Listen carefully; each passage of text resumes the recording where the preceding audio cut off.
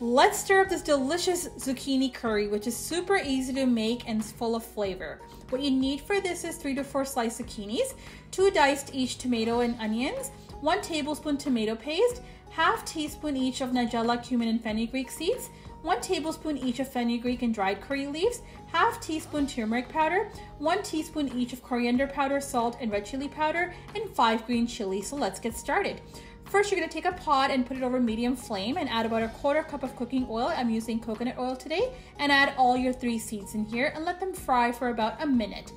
Once you let the seeds fry for a minute, they really are captured in the oil, and then you're going to add your curry leaves as well as your green chilies. Now you can certainly slice your green chilies if you want it to be spicier.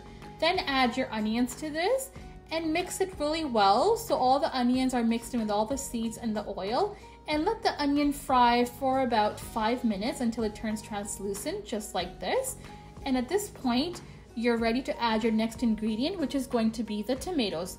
Once you add the tomatoes, just mix them in nicely with the onions and the seeds so it's all mixed in really well.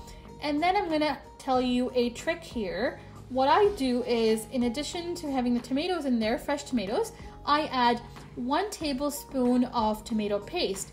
It helps with the color of the curry at the end and adds a nice little tangy flavor to the curry as well, just a tip. Now you can add all your spices to this, and once all the spices are added, you're gonna just mix this really well, keep stirring, and fry this for about 5 minutes or so.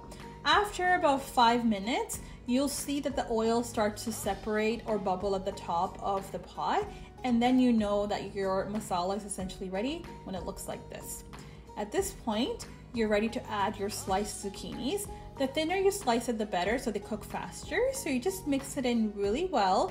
You want to make sure all the mixture of the tomatoes is coating each and every zucchini slice, and then continue to fry this probably for another 5 minutes. And then once it's all mixed in, what you're gonna do is you're gonna just let this cook in its own steam. You do not need to add any water. You do not need to do anything. Just cover it, put your flame on low, and then just let it cook. After 10 minutes, I would say, come back to your pot, take your lid off, and it is perfectly ready. Just give it a quick stir so you can just make sure all the oils mix in nicely, and look how perfectly soft that zucchini is. And here is a serving size. Definitely try this out. Here are the ingredients for you to screenshot once again and let me know what you think.